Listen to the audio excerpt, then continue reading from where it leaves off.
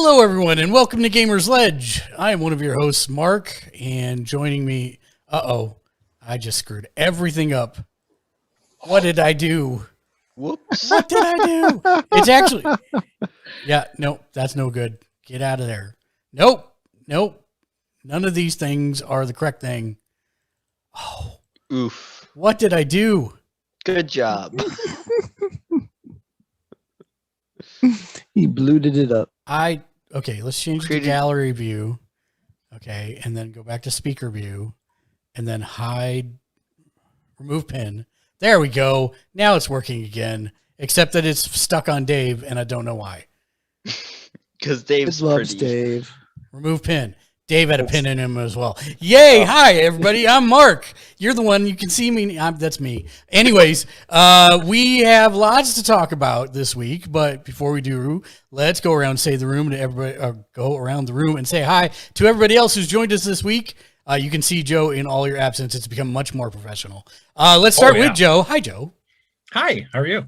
I'm fantastic due to our Jurassic Park actor pun exchange that went way too long today in email. It was high quality. It was super high quality.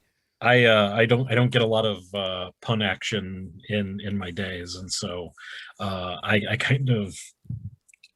Can I say bukkake on the podcast? Sure. Yeah, I guess. It was a pun bukkake, so there you go. Yes. All over the place. Well, I'm glad you could Ian Malcolm and make it tonight, so that's good. Let's see. Also joining us is Matt. Hi, Matt.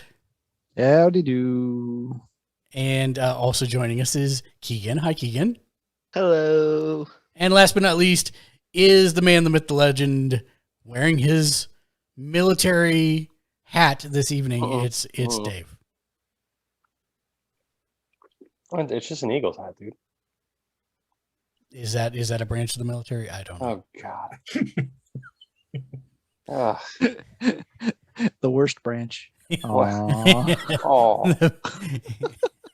If it's related to Philadelphia, do you gotta say more? I'm just kidding. We did win something a couple years ago. Most violent city? Like a game? I will always have that memory. A game. A game. I like this. It was a big game. It was the big game. So we have a ton of stuff to discuss tonight. We're going to talk mini spoilercast for Loki, for Black Widow, because both of those wrapped up, and but we also have the last 2 weeks worth of news for gaming to go through as well. But before we do, let's go around the room and talk about what we've been doing since last we met together 2 weeks ago, and we will start with Keegan. Hello. So I finally did finish Persona 5, total of 150 hours. You're not committed. He didn't max out all his relationships either, so No, I didn't have enough time to. So did you even really play the game then? You need to do multiple I don't playthroughs to max out all relationships. Well, get on that. Yeah, you're just getting started. Okay. Then I finished Ratchet and Clank. Kind of sped through that one after Persona. At least it feels like I sped through it compared to the pace you play Persona at. Then today and yesterday, I've played a butt ton of Final Fantasy 14 after my brother berating me, trying to get me to play it all summer and all of last summer, and basically anytime I'm home. So, considering I had some free days apparently, I decided I would play for a little bit. On the watching front, I watched Black Widow, Loki. I watched an older anime called Chobits. I finished Fruits Baskets. I watched most of it earlier, but I just watched season 3, which was the final season.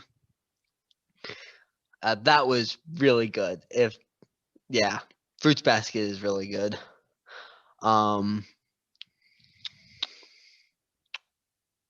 I think that's it. Don't think I've done anything else. All right. Let's go on to Dave. Hi, Dave. Hey, hi. Let's see. We've caught up on some TV. So we're caught up on Loki. I did get to see Black Widow. We're also in the house. The family. Well, not all the family. Me and my wife are watching. We're rewatching Sopranos. So we're going through that again, and it's kind of fun revisiting a show like that, and forgetting like how much happened in the first season. So does it hold up? Because I've been considering rewatching it myself, and I just wonder if it's one of those series that just kind of like dates itself or something. So this is actually something that Lexi just finished rewatching the whole thing not more than a month and a half ago, and it's surprising how well it actually does hold up. Yeah, it's pretty good. I mean, the core, sure, it's older because of like technology and stuff like that. Like, the first episode they're talking about, replacing their laser disc with this, DVD players that they stole, and that just they're like, oh, the quality's really good, better than laser, and it's just like, forget about it. And I'm like, wow, like this show is old, but I mean, that's like nothing. I mean, the story itself is just like, I mean, it's a classic. It's a classic kind of story with some new twists on it and everything like that. It's the characters that make it. There's very few stumbles in the show. Overall, late. The ending sucked. I'll say that. It's such a cop out. That they did. But the ride there is still worth it. So I definitely recommend checking out that show. HBO just has I don't know what their deal is, but it's insane. Like, they rarely make a bad show. That one I thought was a dud. The what was that? Was it Raised by Wolves? Is that what the show was called? Yeah. Oh. Yeah, the sci-fi one. Yeah. Yeah, that was Raised by Wolves. And I was like super excited for that just because like who was behind it and the kind of story it was, and it ended weird. And I just like, okay, I don't know if I care to continue this, but if it comes back, I'll watch it, see where it goes. But I'm not liking it. So there's that. I'm starting to get back. I have all these recorded on my DVR. Gordon Ramsay Uncharted. Hmm. Have you heard of these shows? Yes. I've watched a few. Yeah, it's my favorite Gordon Ramsay because he's not like the yelling, screaming guy. He's just like, he's like nice, going around. And like, a lot of people know him as like the screaming guy just because of Hell's Kitchen. But like, I used to watch, anybody watch The F Word? Yes. The British one he did? Yeah. The British version of that was like one of my favorite cooking shows or anything. The British version of Kitchen Nightmares for me is my favorite thing he's ever done because it is completely about the business and not about the drama like every American television show. No, that's not Kitchen Nightmares. It is. It's British. It's Kitchen Nightmares. It's British Kitchen Nightmares, and so much better than the American ones. Yeah, the British one is way better. For that. Except all the time in the first season where he spends with his shirt off playing with a soccer ball. I could have done without all that, but Hey man, it's his origin story. What are you gonna do? Yeah. Where he's dipped in the vat of mole and comes out a chef. But so that's a really good show. And I'm like way back. Like I think I have like 2 seasons on there or something like that. That had just been piling up, and it was just great. Like the one I just watched was like India. So it was like all about like the spice and everything like that. And he was like cooking for a bunch of Indian women who were just like, yeah, it's not hot enough. It just cracks me up. But so that's really good. I recommend that if you like cooking, cooking shows. So that stuff's good. Game wise, I don't know, still playing Animal Crossing. I'm slowly getting through the tutorials for that garage games thing on the Switch. Is that what it's called? I have no idea what you're talking about. It's the build your own game thing. Yeah, so it's like Yeah. a build your own game thing, and they make you go through all these tutorials before you're allowed to try doing stuff yourself. And which is great and all. Like I appreciate that, but like the tutorials are like you have to set aside at least they tell you how long it takes to get through them. Hey, And I listen, look at if it- you enjoy that, I've got a game called for you called Dreams. God, I never played that. It's my God. fantastic, but You the need to play tutorials, Yeah. the tutorial is like, holy mother of God, information dump. Yeah. Mhm. But once you get the hang of it, man, the stuff that people are creating on It's there is, crazy. mwah, Yeah, chef really kiss. good, really good. Yeah, I'm thinking of just getting it after people have done a bunch of stuff and just kind of playing it that way. That's now. Oh, it's good now. I mean, it's been good the whole time. There's like a billion things on their Oh, thing. nice. I have to And there's check it out. VR support too, which is kind of cool. Yep, and you can build in VR as well. Mhm. That's crazy.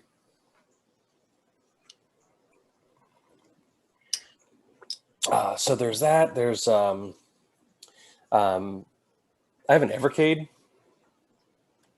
You guys know what that is? I shared that before, right? You ask us that every podcast. Yes, we know. I We know know, what I it know. is. But I kind of I goof around with that a lot. So I was like playing this I think it's called like Mega Cat collection, and there's this like game on there called like Coffee Panic or something like that, and it's kind of like a brawler, but it's like you're in like a coffee shop or something like that, and aliens like invade. It's kind of like Red Dawn, but it's like a coffee shop and everything, and it's just like littered with like references and stuff. It's pretty funny. Like it's I don't know. It seems fun. So I'm like playing through like there was like the Jalico. What's that company? Jalico? How do you pronounce that? Oh, yeah. Oh, Jalico? Jalico, yeah. Jalico. And playing some like games on there, just kind of like bouncing around the different stuff. There's like a Technos cartridge that's just all like River City Ransom, Double Dragon, Super Double Dragon, like all that kind of stuff. So it's all it's a lot of fun to mess with. I dig that. I did pre-order Skyward Sword, but that didn't show up today. So Amazon sends stuff to my house in 6 hours unless it's like a video game, it seems. Great. So I don't quite know what's going on there, but I ordered that a long time ago because I totally forgot that I actually pre-ordered it. And I just saw the notice saying like, oh, it's on its way. I'm like, oh, cool. I'll play that tomorrow night. And it's just like, and then I got an email like, later on the day saying, no, you're not getting it. I'm like, all right, cool. But you got a cat. Cat. Yeah. Cat was delivered. 16 of them. So the cat's great. Cat was delivered. There's only 4. I love the analog stick on the back of him too. Yeah. Yeah, it's really great. Except it sheds. Did you watch anything else or play anything else? No, there was oh, God, I'm gonna You're butcher the name of lying. the show. How about Bad Batch? Oh yeah, Bad Batch. Caught up on that. But I can't talk about that because there's like stuff I want to talk about, but Matt hasn't watched it yet. Yeah. So I try and forget about that I'm actually caught up on that, but it's been really good. Oh God, what's this? It's this like really weird show.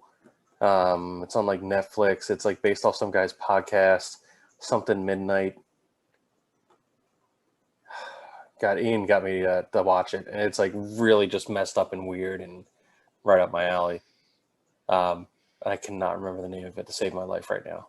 I can't either. You should look that up while somebody else is Yeah. So that's about it for me. You can look that up, and I'll figure it out. How about you, Joe?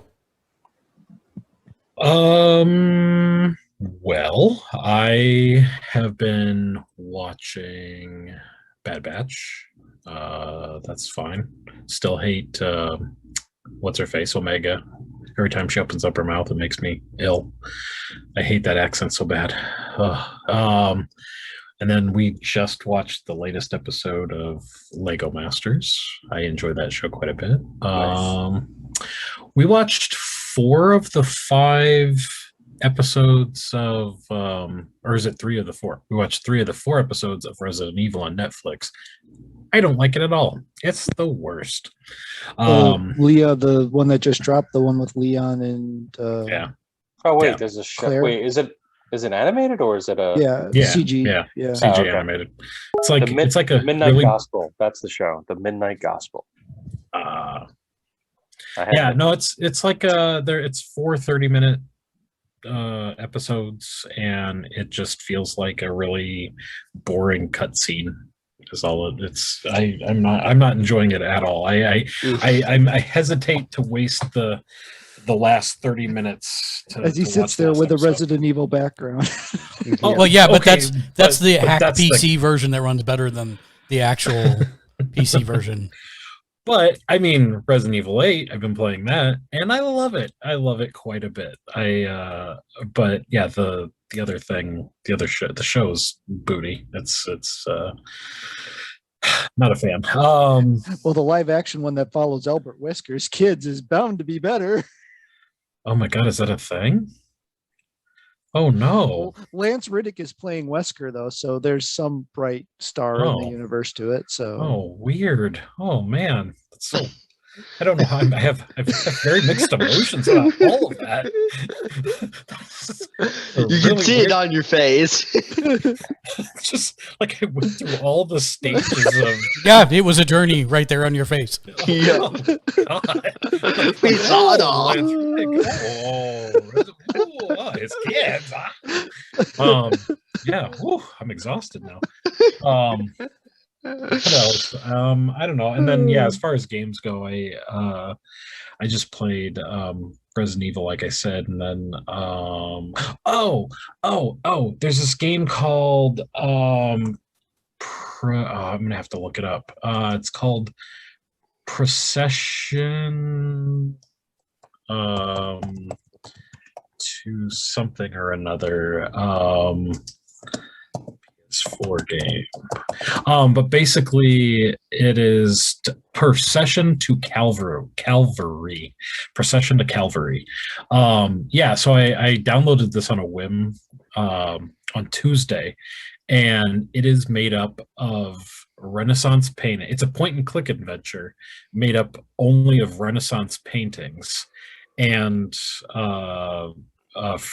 what do they call it? License-free music or whatever. Opens royalty-free music, classical music or whatever. Or and open domain. Then. Open domain, yeah, free domain. But yeah, and it is hysterical. It's about about this knight, and she there's what is it, Peter the Immortal, I think is what it is, and he gets unseated and she can't kill anybody anymore, and so you're going through all these Renaissance paintings and interacting with stuff, just like an old LucasArts adventure kind of, and it is the writing in it is hysterical. It is great, and you're not supposed to kill people, but you can kill people. But you have I just put something on Twitter earlier today or yesterday where there's a point where you go and smack a bishop on the butt while he's like, praying to the new ruler or whatever, and I think it's like called "Smack My Bishop" or something like that is the trophy you get. But anyway, it's a hysterical game. I just want to point out to the rest of the panel, it is not often that anyone comes on and out hipsters Dave.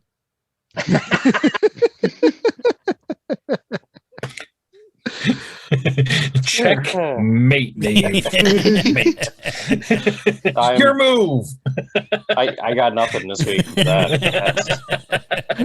You don't have your solar charged soy battery thing yet? No, that hasn't come out yet. For $25. But yeah, that's pretty much it. I've been just catching up on. I'm rewatching all of Community, and so I'll watch a couple episodes a night. Harmon's been on a couple podcasts just this week talking about the movie again. Oh no, really? Yeah, so they might actually do it. So that's interesting. Yeah, Joel needs work, I guess. Isn't he still game show host somewhere? I I don't know. I don't know. He's always so angry though. Whenever he's on a show, Yeah. he's always so angry and pissed about everything. Yep. Pretty much. But yeah, that's all I've been watching and playing. Cyberpunk Matt. So pretty straightforward. Life's been busy, so I've worked on my Daily Bugle Lego. I've got 2 stories of that done, about halfway through. We watched Sweet Tooth, finished season 1 of that. That was Nice. pretty good. Yes. I'm going to be picking up a trade eventually here, so I can see how it compares to the source. And then I started Tiamat's Wrath, which is book 8 of The Expanse, which means by the end of this month I will be waiting till November to finish the series. So I waited long enough that I can consume it kind of all in one go. And but yeah, really gonna miss that series, both because the final season is coming up and because the book series will be done. So been playing some Final Fantasy 14. Just to say, I started before all y'all, so not a joiner here. He wants his hipster cred. Yes, I know. do. I have nothing on Mitchell though. Mitchell's been playing for like 2.5 years, and that kid, he knows like where every single monster in that game lives. It's scary. And then just the little bit of Fortnite here and there, the Divinity, doing the Dungeons and Dragons campaign, which is actually going really well. So that's been fun. And then I've been watching, as I run on my elliptical, I've been watching Breaking Bad still, because I've never watched that before. So I'm at the end of season 2. So I've met all the characters. I have, just by extension of being in the metaverse and knowing about it, I've met all of the characters I knew that were in the show now. So I don't know if it's just the rest of the characters through the same characters through the rest of the show, or if there's more new ones I'm going to meet, but it just keeps getting better. Yeah. So and then you get to enjoy Better Call Saul, which is I have to say that the episode in season 2, Better Call Saul, was like where the season all of a sudden turned. Like it was kind of whatever until that episode, and then like from that point forward it's been great. But that episode was seriously good. Just the introduction to that character, how he just jumps into that role like that is great. So you're saying it pulled to episode 5 of Dollhouse? Sort of. The greatest thing about Better Call Saul is it starts off, actually, I don't even know if this is like the greatest thing about it. Like it starts off so slow because it starts off before all that stuff. Right. Way before like all that stuff. And you get all this great, like, backstory. But then like when you take it all in, as that like everything that happened, and then when he, finally starts like, getting into like, where they start to intersect a little bit, more. Yeah, man. That show gets it. Better Call Saul. If it keeps this up, it's better than Breaking Bad. Wow. But is it better than The Wire? I probably enjoy it better than The Wire so far. I've never watched The Wire, so that doesn't really mean much to me. The Wire is a real solid show. So like you can't really say anything bad. It's a great it's just the joke because everyone was like Breaking Bad's the best show ever except for maybe The Wire. That was like the Wire's a denser show too. Yeah. So I don't know that you can it's really... much more serious. Yeah. But I mean, it's got its funny moments, but yeah. Anyway, that's pretty much it. I think I've watched a couple of things. Oh, Loki, we mentioned already. Couple other little things here and there. I finished off Attack on Titan. I don't remember if we had finished off that one when we talked last. Finished, of course, then they pulled this whole, it's the final season, except we're going to take like a year-long break and then put out the second half of the final season. Yep. So, final season, part 1. Final season, part 2, a year later. So you mean another season. That's pretty much it. Well, I did watch something else that was weird that I didn't mention. The original Gundam movie. Apparently, they're all over Netflix. Oh, yeah, the movie 1, 2, and 3 are the condensation of the original series. So Is that it's what that it is? whole, they take the episodes and re-edited them together into a movie. So yeah, movie 1, 2, and 3 are on there, and they just added Char's Counterattack as well, Yeah. because they added the Hathaway, which is the new series that's a sequel to Char's Counterattack. So that's all on Netflix. I was wondering what was going on there. I figured there had to be something new. They had a for all that to show up. They have a Netflix exclusive series called Hathaway, and that's the sequel to Char's Counterattack. So that's why that all like barfed onto Netflix all at once. That makes sense now. And then I have a quick question for Joe. Joe, I assume you're rewatching Community on Netflix since it's all there now. Yes. Do they have the D&D episode, or did they remove that from Netflix? I'm on season. What season is it? I think it's season 3. I think I just. What was the last episode I did? Because I know it got pulled from some services before, and that was one of the things I was going to check. Why did it get pulled? Because I don't remember. Because Ken Jeong does a drow face. Oh. And people got very upset with it after the fact, which I get, but they could have just kind of cut that out maybe or something. I don't know. No, I haven't gotten to that yet. I think I just started season 3. I'm like 2 or 3 episodes into season 3. Okay. I believe. Shirley already had her baby. I can't remember. But yeah. So let's see. Stuff I played, Dungeons and Dragons on Mondays. Been playing a little bit more Dark Alliance. It's still not as bad as everybody says it is. I don't know why. It's getting. Again, I've experienced no technical issues on the PS5. I love the apologies. It's like, yeah, I'm playing this crap game. It's not as bad as everybody says. It's not. So I'm not apologizing for it. I'm having. Like I almost enjoy it. It's just like, I know there's way better things I can be doing with my life, but I will throw a lot of time at this mediocre crap game that everybody hates just because I want to prove a point. No, but it's totally admirable. Talking about investing your life into something, I invested probably 8 years into Final Fantasy 11 and played it before it was released in America. Had to speak Japanese to play it. That's my hipster cred. That's my hipster cred. Yeah. And I have stayed away from Final Fantasy 14 for 2 reasons. Number one, every time I tried to play it on my own, I call it the Diablo effect. Whenever I play Diablo, within like 35 minutes of playing it, I'm falling asleep while I play it.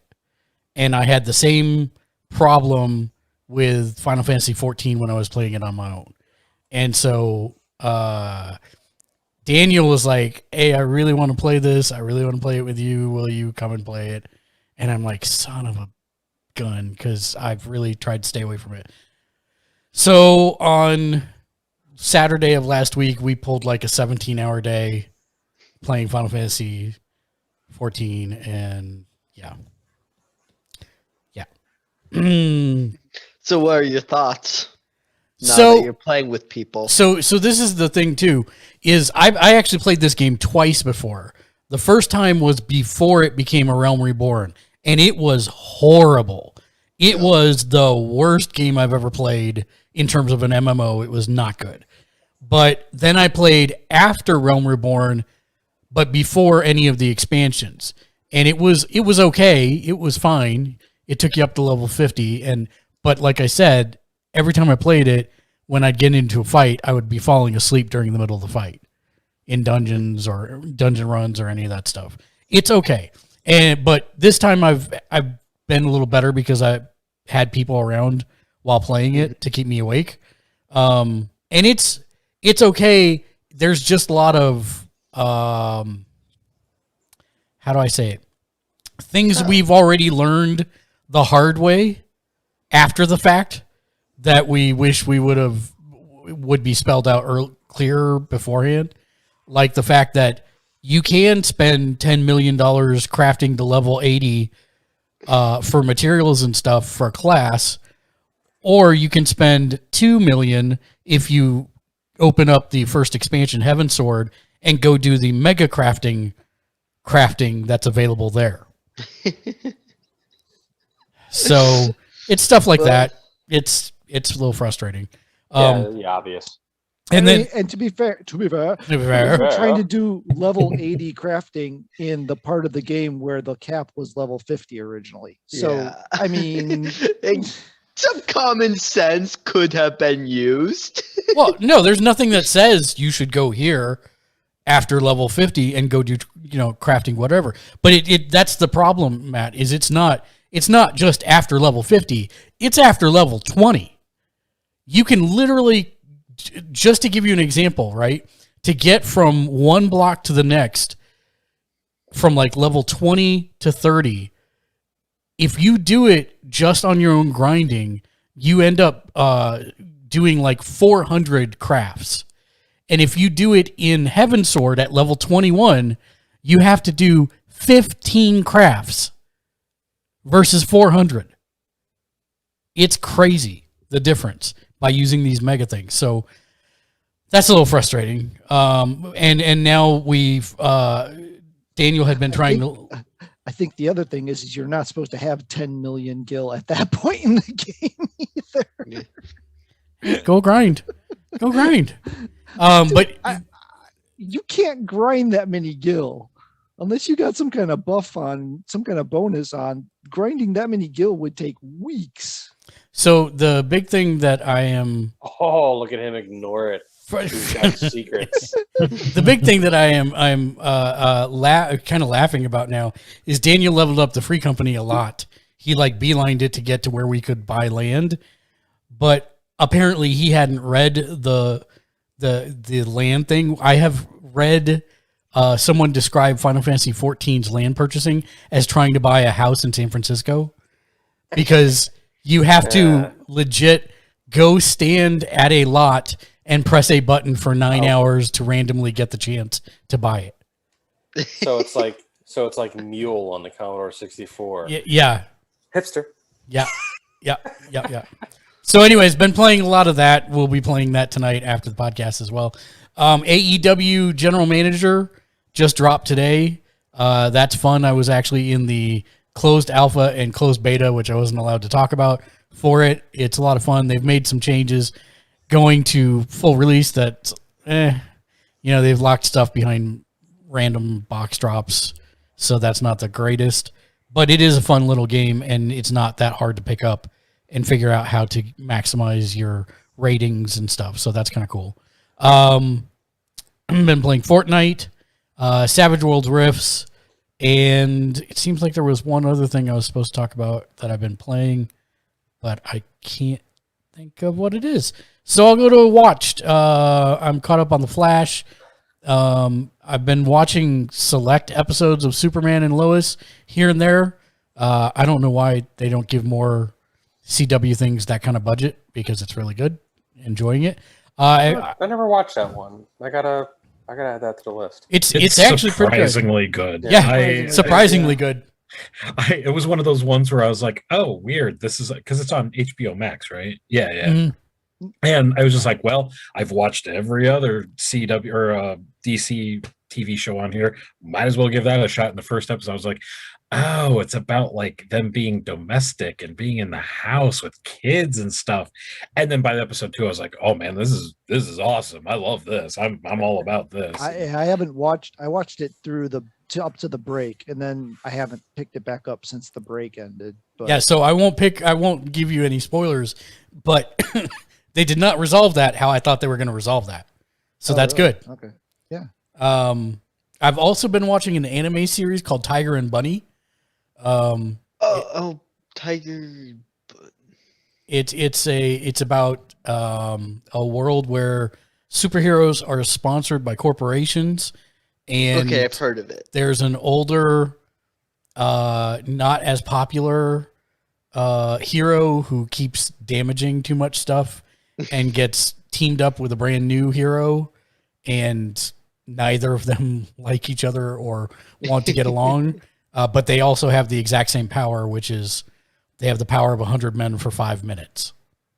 So it's weird though, because the way they talk about Tiger, it makes it sound like he's like 50 or something, but the guy maybe looks 22 in the actual anime, whereas the new guy obviously is younger, but the old guy doesn't look that old. So it's real hard to sometimes take it a little seriously that way. But well, in anime, by the time you reach 30 years old, you look like you're about 80. So well, yeah.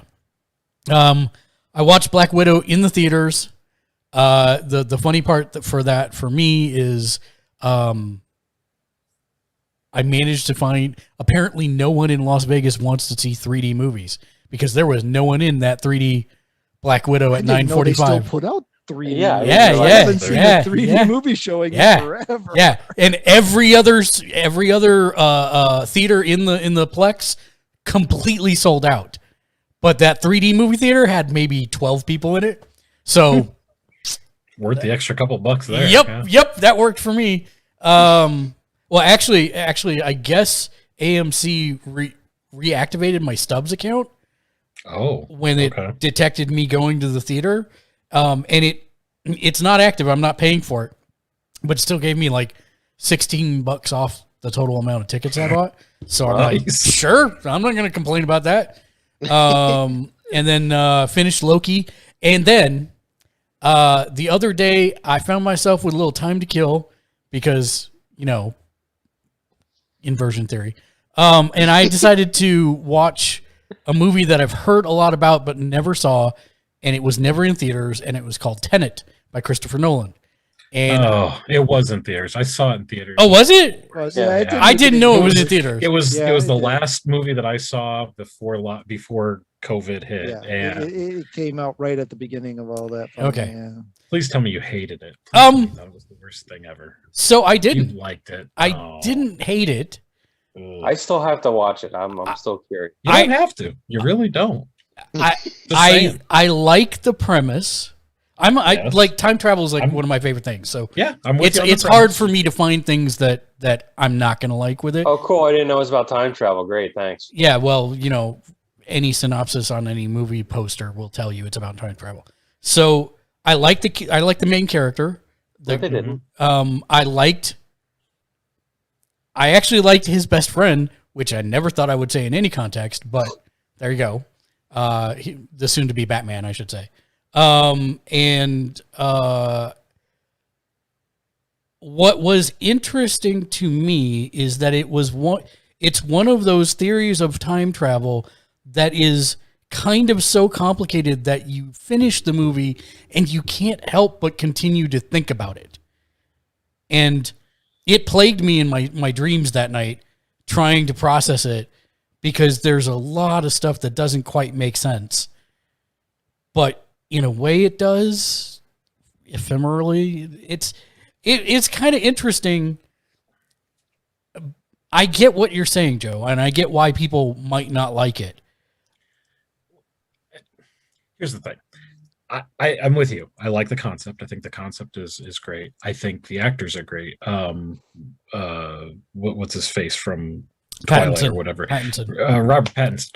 I actually, aside from Twilight stuff aside, he's actually a pretty darn good actor. He was really good in this. I liked him. Yeah, a lot. he was one of the bright beacons of this movie. And which, by the way, if you guys haven't seen the movie, I think it's called Good Time. He stars in that movie. Fantastic movie.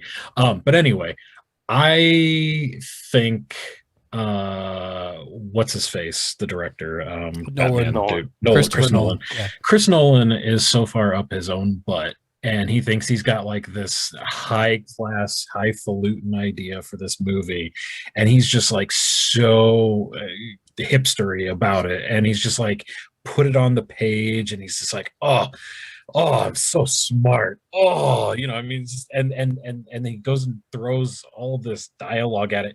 And by the time you hit the end of the movie, you're like, I get it. I understand what's going on. I thought like and I don't think I'm giving anything away. Yeah, let's just say the maneuver was great. Yes, there's a certain thing that happens on a highway, And from that point till the end Is a of the movie, highway involved? I'm spoiler alert. Come on, man. There's people involved. I mean, I didn't even know people this. on a so- highway. Yeah. But I mean, Actors? Why are there in the- actors in this movie? I don't. in the beginning of the understand. movie, I mean, at one point, when we saw it in the theater, the sound mixing in it was so horrendously bad. There was I couldn't I mean, on top of them being just full accent, I mean, whatever their native accent was, from British to whatever, it was all on display. Plus the sound mixing was really bad. And so I couldn't understand anything. I'm like, man, give me some freaking subtitles or something, anything. And then, like, the stuff that I could get, I'm like, what are they even talking about? And then at one point, Robert Pattinson was like, yeah, we don't even know what this means. I mean, like, a couple of times during the movie, they're like, oh, don't question it. It's weird. We don't understand it, whatever. I'm like, okay, well, if your characters don't understand what's going on in this movie, how am I supposed to understand? And then at the end of the movie, it's just kind of laid bare. It's all right there. And it's like, oh, I get what's happening. Why did we go through 2 hours of all this garbage? And I don't know. The movie made me angry. Chris Nolan, I think it wasn't so much the movie, but the people, the Chris Nolan sympathizers, where it's like, oh, nothing Chris Nolan makes could ever be bad. It's like, well, I disagree with you there. I respectfully disagree. Yeah, no, I don't think it was by any means like a perfect movie or anything like that. I didn't feel like my 2 hours was wasted. I do wish they would have. There's a good movie in there somewhere. For me, there's a good movie in there. There's a really good movie in there somewhere. But and I've never seen that lead actor before, and I thoroughly enjoyed him, so that was good. Mm-hmm. And I really liked actually a lot of the actors. I was glad to see the guy from Yesterday in there, even if he was kind of in a minor part. I need to see that. Is that a pretty good movie? So it's, I very much enjoyed it. It is mostly by the numbers, and it telegraphs the ending way far away, but at the same time, it does leave you with quite a few questions, which I don't think is a bad thing necessarily, but none of it's ever really explained. And so there's a very hollow feeling about that. But at the same time, as it, if you're looking at it through the canon of what if, right? It's fun. It's interesting. And you kind of get to see, a lot of fun things derived from someone trying to pass off the entire Beatles collection as their own. It's fun. Little predictable, but fun. I would definitely recommend to watch it. It's not going to be like a waste of your time or anything. Awesome. And it also has the female lead from Baby Driver, who I like a lot. I don't remember her name though. Who's saying Baby Driver? That wasn't you, Joe, was it? Baby Driver. Oh, okay. And yeah, so that's pretty much everything that I watched. I actually have something to ask you, Mark. So you were talking about how you like time travel stuff. I have a question. Have you ever seen Steins Gate? It's an anime. Yes. Okay. Yes. Good. Yes. Have you seen Zero? Steins Gate Zero. Yes. Okay, good. Yes. Good. There's the only one on my plate right now. I know there is one time travel movie that I have not watched, and I bought it, and then we sold all of our Blu-rays before we moved from San Francisco, so I no longer have it, and I don't remember the name of it. It's got two British guys on the front of it. I think it's a father and son that might be time traveling together. About time? About time. That's it. Okay. Oh man, I got a story about that movie. Is it good or bad? I personally love the movie. Okay. But it was I can't say anything without spoiling it. Yeah, well, I figured that was the case. Get ready to feel stuff. Okay. Yeah, because that came out shortly after Time Traveler's Wife, I think. which is a movie I love, and then it just kind of fell in the cracks, and I never watched it. So it's got a great cast. It's got a phenomenal cast. It's a great little story.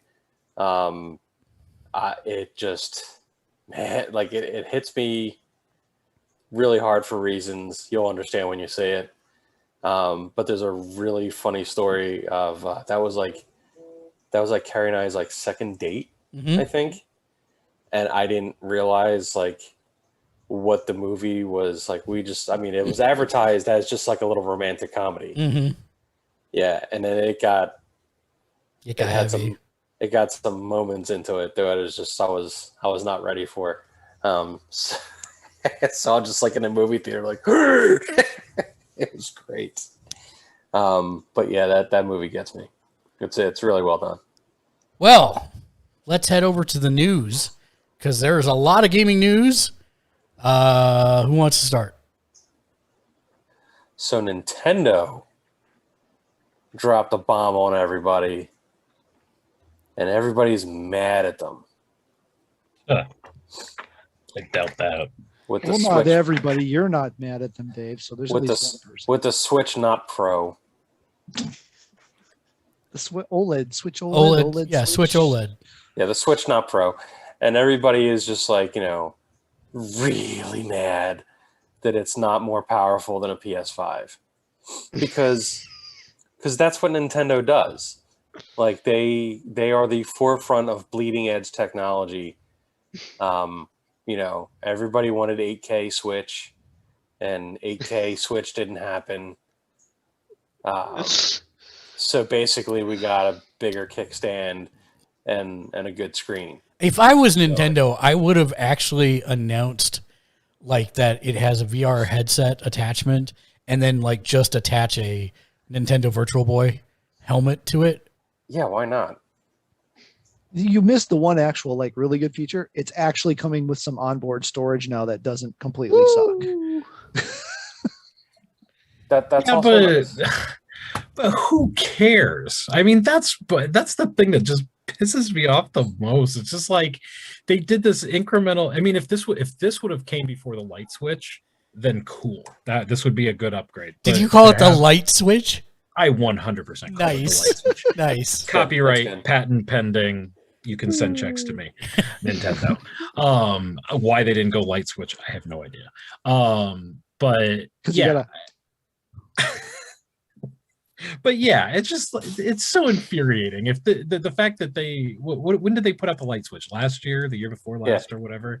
It's like all these Nintendo fanboys went and dumped all of their money on this stupid lighter switch that doesn't have Joy-Cons that pop off. It's like, oh cool, you're taking away features. Yes, let me go buy that thing because it has a Animal Crossing skin on it or whatever. Yeah, whatever. And then 1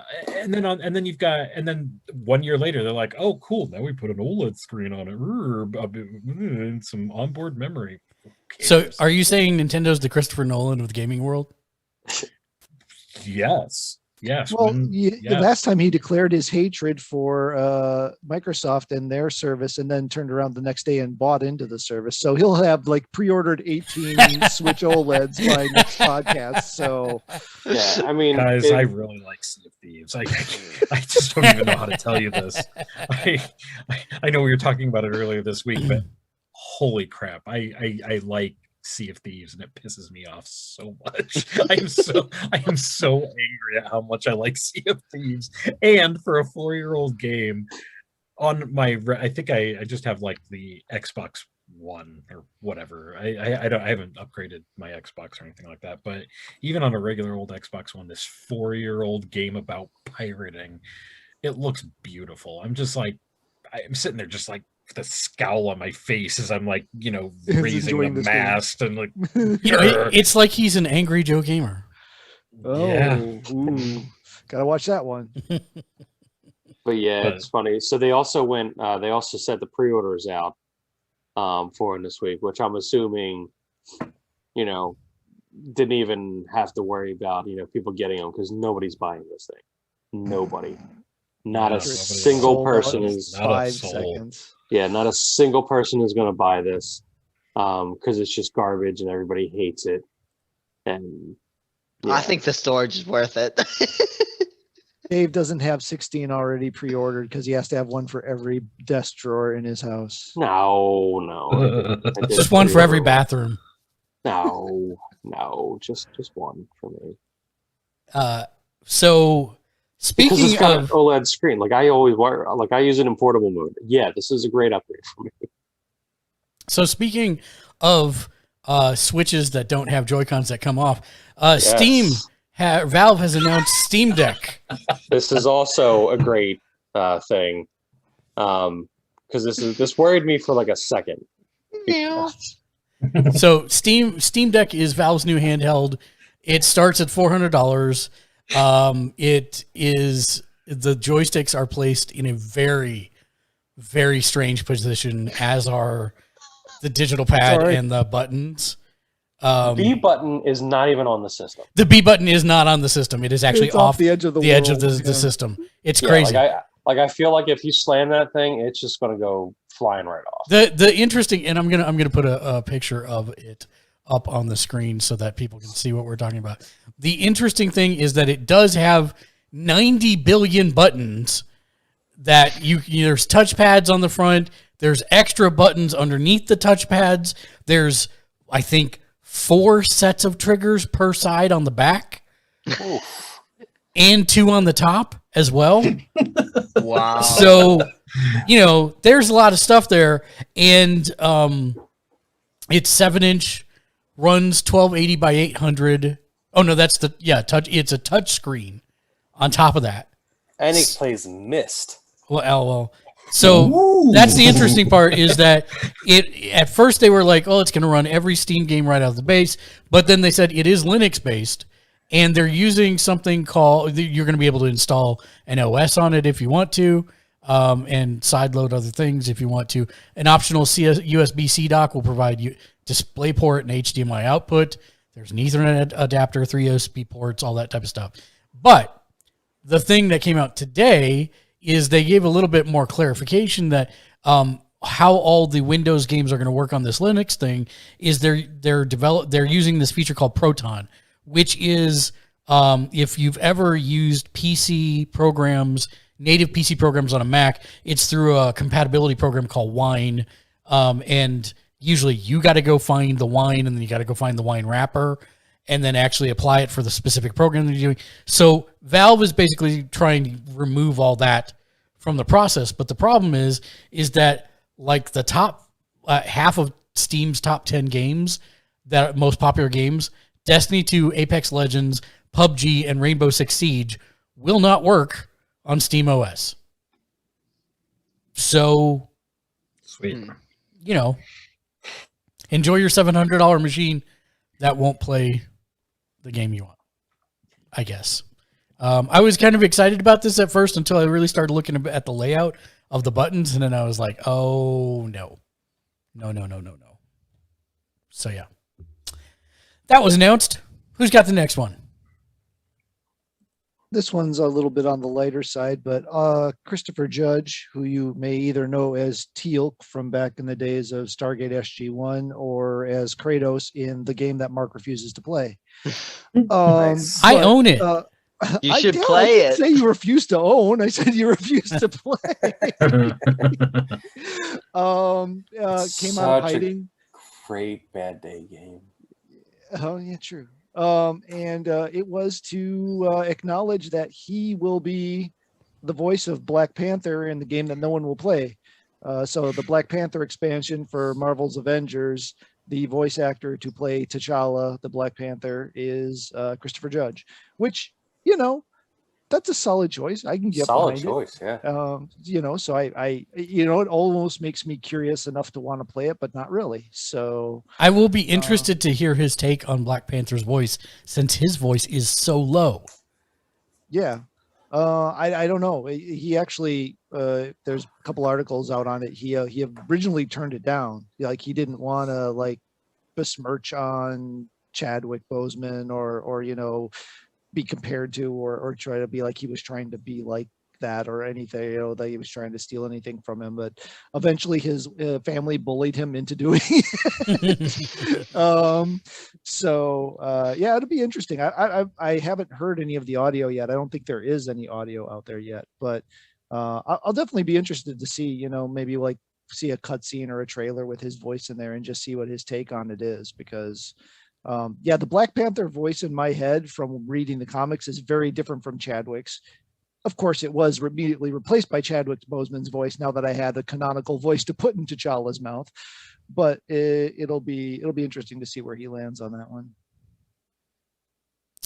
Hasbro has announced a 32-inch tall Galactus figure for $400 that they are attempting to crowdsource.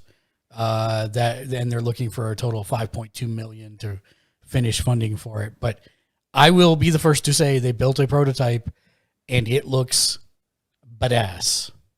It is huge and amazing looking. How much money do these people think nerds have? A lot. Oh, there are Really, a lot of nerds Dave? that have a lot of money. Really, Dave? That's probably The about man who buys every Prime Lego set. No, we literally just had this conversation. Yeah, no, you hate Lego now, but for the last 7 years that we've been on the podcast together. No, there's a lot that I've skipped. No, you just redeemed points for them. Just There's a difference. Because of all the other stuff I didn't skip. Right. All right. Well, because they just did HasLab just did. What was the last thing they did? It was the Transformers. Yeah, it was the Unicron. Unicron. Yeah. Which I did watch the unboxing for, which was ridiculous. That one you sent. Yeah, no, that was it. Because when that guy broke the piece, I'm like, no. Yeah, I was like, what? And he's just like, yeah, it happens. And I'm like, no, that is really a horrible thing. You need to relax on stuff that you spend hundreds and hundreds of dollars on. But then they did like Jabba's Temple. I'm like, where are people putting this stuff? Well, if you looked at his thing in the unboxing video, he was obviously putting it all around that room. He was unboxing it. Yeah. But it's like one of those things takes up, there's a lot of space for that. Mm-hmm. I mean, believe me, Yeah. I'm in the issue, like, with the whole Lego thing, because I got the Millennium Falcon, and that's like, in a place, and I got the Shield helicarrier next to that, and like, I have some shelves with some other stuff, and it's just like, yeah, that space is not, it's finite, No, we have infinite space. Yeah, exactly. Well, if you're single and own a 4-bedroom house, you have a lot more space. Or live in your mom's basement. That's horrible to say. That's horrible to say. No, Yeah. but it's very popular with Gen Z, so it's fine. Who's got the next one? I don't know if you guys have it or not, but I just speaking of crowdsourcing things, Ubisoft just put a Kickstarter up for, if you played Assassin's Creed at all, Valhalla. There's the game Orlog, the dice and stone game or whatever. They just did they're doing right now a Kickstarter for it where you can get your own real Orlog game. So I threw a bunch of money at that. I enjoyed that part of the game, Valhalla. Though my save file is corrupted, so I can't finish the game. So Ouch. They just pulled the money out for our Kickstarter of The Wizard of Oz for 5th edition. really? Yeah, it's actually really nice. It's based on the books, not the movie. So, Oh, cool. Okay. yeah, it incorporates the source material from all like 27 of the books or whatever, and it looks really really good. But that won't come out till like March of next year. Netflix this is two rumors in one. Netflix is reportedly going to start offering video games within the next year as a part of their service at no extra charge. And the big rumor right now, according to data miners, is that it looks like they may be partnering with Sony to do it. So I'm wondering if we might see PlayStation Now bundled with Netflix. I'm Because listening. that actually that helps Sony with its reach of PlayStation Now, and then it helps Netflix by offering something that no other streaming service offers. And So it helps me by paying nothing extra. that would be Yep. true. Again, Which- all rumors at this point, but there are a lot of rumblings down the grapevine. And they did hire somebody to be their director of gaming. So, I mean, that part for sure did happen. So Yes. they're doing something.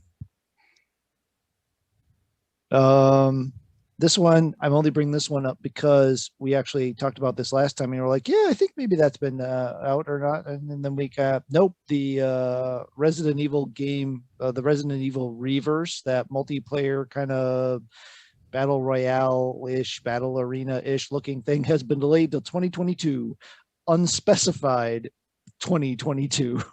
So And the, 2023 it will be. the challenges with that game seem to be ongoing. I don't know if it's just unfun or not working or what, but it's a All the above, probably. very generic. We're working on delivering great, smooth gameplay experience. Wait till next year. So Yeah.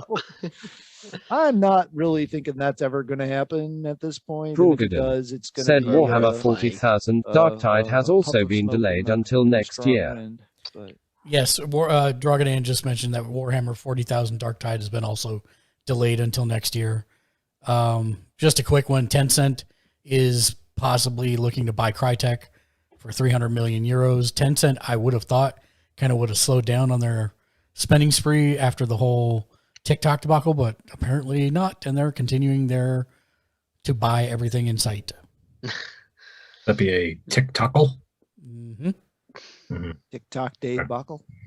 Sorry about that. Ooh, that was good. I like that.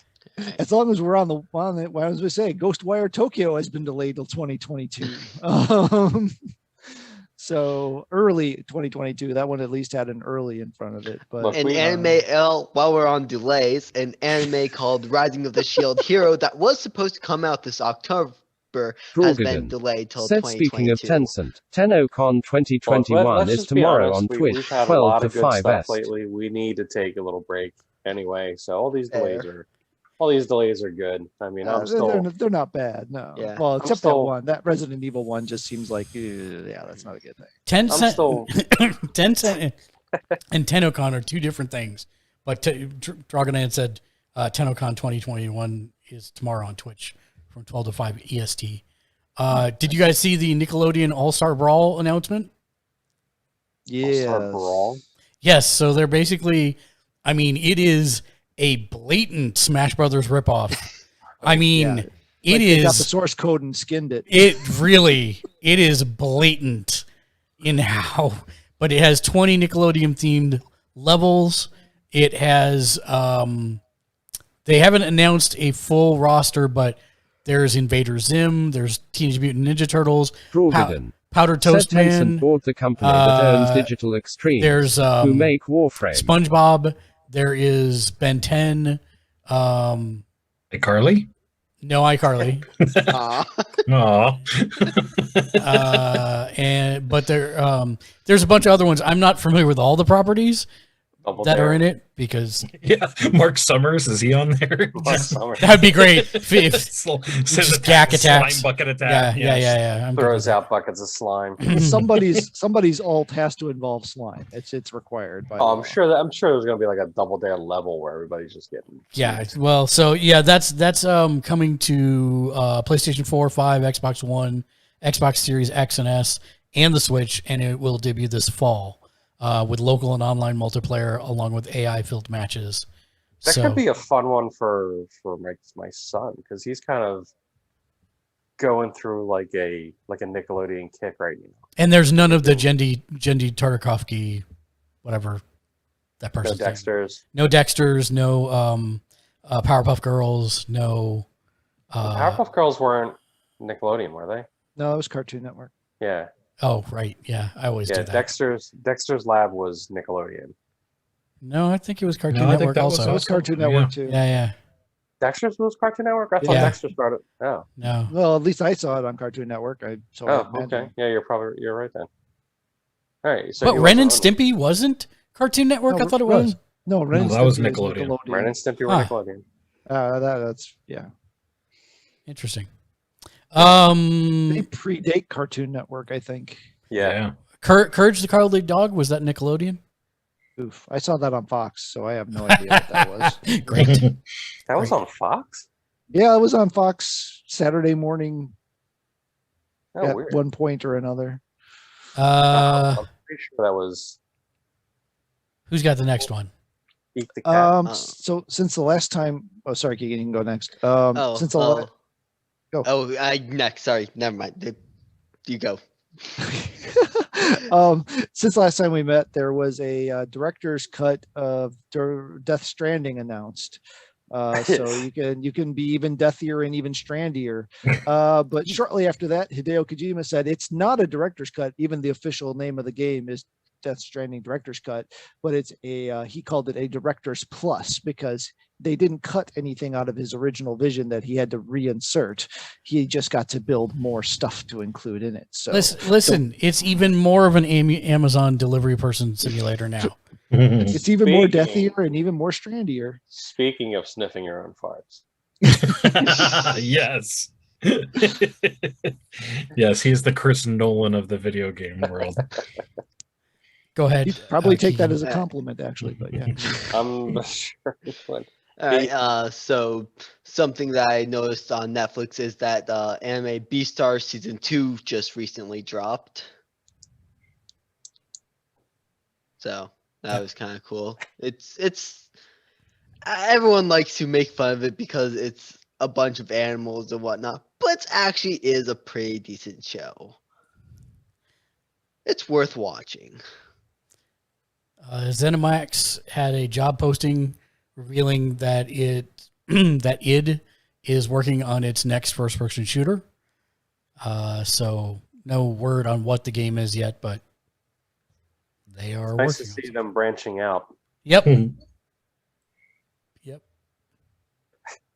So we mentioned Final Fantasy 14 earlier, and it had an interesting little thing happen where due to some dissatisfaction in the World of Warcraft community and a streamer by the name of Asmongold, who had previously swore he would never, ever play Final Fantasy, and then very publicly said, F you, WoW, and went to Final Fantasy 14, dragging some 2 odd million of his followers behind.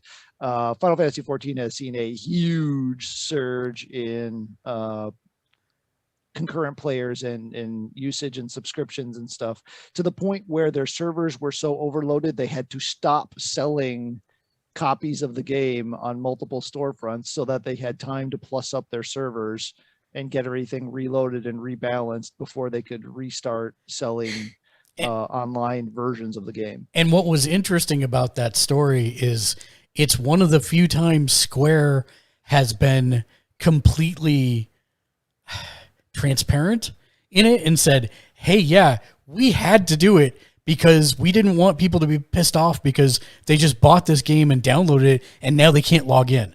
So we just stopped for 2 days selling them on all digital storefronts because we didn't want people to have that experience. And while that's weird, at the same time, I kind of respect it a little bit. Well, yeah. Yeah. I mean, they had to do it because. Yeah. But I do like the admission. Like, oh, we didn't think people would be buying our game anymore. We sorry. Well, Well, I think they've they been were- pretty they- stable, but I Yeah. mean, they've actually been year-over-year growth, but not to this much. And yeah, it's a with the- sudden spike and they weren't prepared. yeah, pretty much. I still find that that's so weird. Like, what did WoW do that was so bad to cause like that kind of exodus? Like that's what I don't quite understand. So I don't know if it was the remastered that the guy was playing or not, but I've heard a lot of complaints about it. I think it's, from what I understand, and I haven't looked heavily at it, but from the people who I've talked about it with, that their basic thing is it's no one thing, it's the continual stack of there was this, they nerfed this, they changed that, they didn't innovate this the way we thought they should have. It's kind of like the Destiny crew, it's like, oh yeah, they changed everything in Destiny and now we love it. Oh, now they change everything again and now we hate it, and they didn't flip quick enough on the whatever it was last thing that they changed. And yeah, and then there was the classic or whatever it's called kind of stuff. So yeah, I think it was a bunch of different stuff, but I saw one thing that people were like saying that they usually do that their pattern is usually one update's good, the next update's bad. One update's good, the next update's bad. And like people were kind of like Star Trek movies. Yeah, just like, and I guess like people were okay with that, but then like they had like 2 bads in a row and everybody just like lost their freaking minds. Which I guess, makes sense because if you're, not enjoying all the other good video games that are out there and you're just dedicating your life to this one, I could see getting upset at that kind of stuff. And speaking of Square Enix, Final Fantasy 16 development is progressing slowly. They may actually miss the Tokyo Game Show this year. I say take their time. It's, we got plenty of stuff to play, as Dave was just alluding to. But yeah, we got a lot. Yeah, I haven't finished episode Yuffie yet. I barely started it actually. I think I can't find my disc.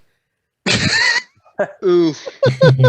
I'm glad you hit that S hard because otherwise that would have sounded like a Tourette's outburst. No, I still can't find my freaking PS4 discs that are somewhere in a box from the move, and so I can't even download the upgrade to play it.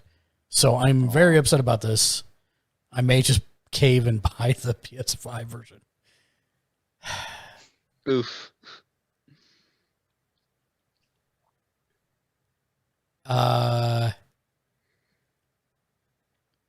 Anyone have any others? I'm still looking, but I'm not seeing. My news well has run dry. What was it? What more do you want from me? There was like 2 portable, Well, if there's nothing else, just on the 12th, there was an anime movie that I'd been looking forward to that just came out. It's called Josie, the Tiger and the Fish, which when you said the tiger and I thought you were going to be talking about that, which is why I initially got so excited. And then it was the tiger and the bunny that you were talking about. And wait, okay, he's not talking about that. But anyway, I've heard lots of good things about it and just kind of there. And so since we didn't really have any other news that anyone would bring up, why not bring it up? Another thing we watched, I think, since the last time we talked is the Mitchell Keegan and Eve and I watched Demon Slayer Mugen Train, the movie, which was really good. It definitely it's not like a lot of movies where it's like a tangential story or a side story or like not really relevant to the main arc. It is the continuation of season 1. It rolls into season 2. So it's the funny thing is usually when you watch like a season anime versus versus a movie, there's a huge jump in visual quality. You don't really have that same drastic jump with this one because the animation quality in the series is so high. And it's the same studio. A lot of time movies are done by different studios, but UFO Table or Ufotable, however you're supposed to pronounce that. Ufotable. I like UFO Table better. I like UFO Table too, especially since they actually have a UFO in their logo. But since they did both the movie and the series, there's a huge consistency between the look of them both. The only place you really see a lot of difference is they had a lot of CG backgrounds, and the background detail in general was higher. And some of the particle physics and all that. Yeah, stuff. There were some extra splooshies and splooties on the effects, which are really kind of funny because like I don't that technically canonically the effects of this, like the water and the fire, aren't actually there. It's just to represent how the sword is moving.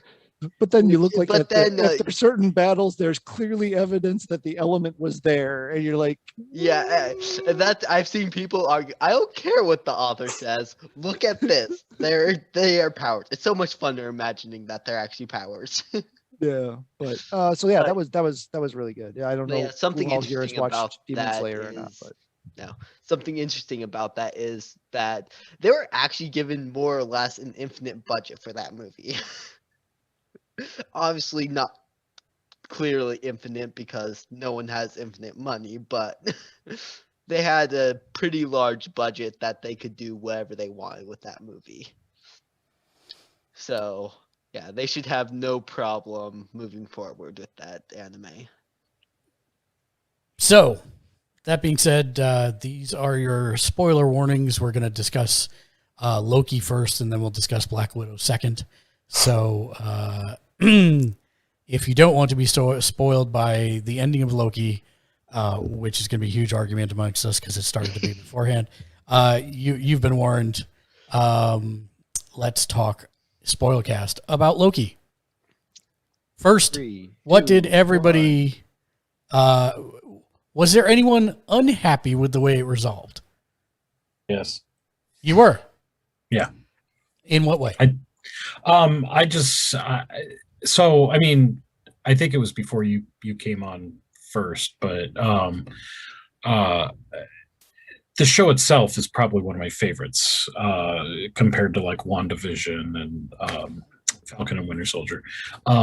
I liked the aesthetic. I liked Tom Hiddleston more than I ever thought I would.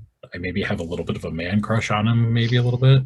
But the humor, everything was balanced. And who knew we needed Owen Wilson back in our life? I mean, I'm just like, oh my God. That's why you're upset. That's why you're upset, because He Who Remains is the one that said, wow, at the end in the last episode. That's why you're upset. I get it now. Yes, you've unlocked the secret. It's out there. But no, I think my only issue was just that I was hoping for a little bit more finality. The ending was fine, but it was just I was looking for a nice solid bookend, whereas they were just basically like, you need to watch this show in order to get anything that's going to happen in the next 2 years in the Marvel universe. Anybody who, if you walk into the theater on day one to Ant-Man and Wasp or Doctor Strange, Doctor Strange, Quantumania, or whatever, you're just gonna be like, "What the hell just happened? Who are all these people? What's going on?" I mean, even with Falcon and even with Black Widow, I mean, with where we're going on that, I mean, just like, who's this person? What's going on here? And so I was just kind of hoping to have like this neat little bookend to kind of like have a nice little stopgap, but instead it was just like, whatever's coming up next is going to pick up exactly where the show left off. And it's like, well, I wish before they started all these, I mean, I appreciate these shows. I like the shows because we all watch the shows, but at the same time, I liked it beforehand when it was just like, the canon is all in the movies. It's all there. Everything you need to know. If you saw the last Iron Man, it goes in there, whatever. I mean, the movies all kind of line up and they all have their own timeline and stuff. But now you got to watch the show. You got to read the comic book. You have to play the Lego game. You have to do all of these different things so that when you do watch the main movie when it comes out, then you completely understand what's going on. Yeah, It's so, the movie version of Kingdom Hearts. Yeah, but he's right. Not every series can be as good as Iron Fist, but hey, I'm an Iron Fist sympathizer, so you're the series. wow, there's two of us on this podcast. That's impressive. I really enjoyed Iron Fist. I mean, it wasn't amazing or anything like that, but by the time it got done, I'm like, I mean, the hallway fighting scenes were good. It doesn't matter because they're all variants now and have been eradicated from the timeline anyway. So they're all gone. They're all gone. But yeah, that's I think that's probably my chief complaint. I like 97% love the show as a whole, but that last episode just kind of left me kind of like, ugh. I wanted kind of like, but I mean, it literally feels like there's supposed to be an episode 7. Like I'm fully expecting next Wednesday for an episode to drop because of the way that they said it, but that's just me. Otherwise, Yeah, the show's great. That's going to be sad. So Dave and I are in agreement on something which is monumental in and of itself. Definitely upsetting. Yeah. But I was surprised because I watched a lot of reactions, read a lot of reviews from critics on this, and they all seem to think that the timeline has been rewritten after the end of the episode, when I contend that she shunted him to a different universe entirely. And there comes our debate. Yeah, because Keegan's like, no, it exists outside of the time-space continuum. And I'm like, yeah, in that universe. And in another universe, there would also be a TVA that exists outside of the time-space continuum.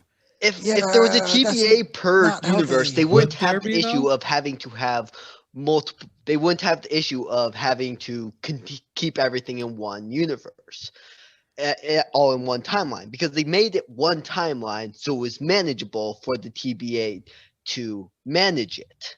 Otherwise, a multiverse, they could just simply get rid of all the Kanes and everything would be fine. If there was a TVA for every universe, that would be the simplest solution. Just kill Kane in all of them. Well, except they can't, because he controls everything in a good number of them. And so that's why, I mean, it just makes sense to me that he was shunted somewhere else.